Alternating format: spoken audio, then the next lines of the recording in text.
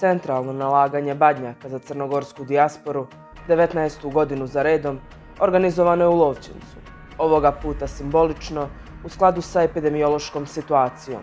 Uz himnu Crne Gore, Badnjak je naložen ispred Crnogorskog kulturnog centra. Pročitana je poslanica mitropolita Crnogorske pravoslavne crkve, kao i čestitke udruženja i istaknutih pojedinaca iz više država Evrope, Sjeverne i Južne Amerike.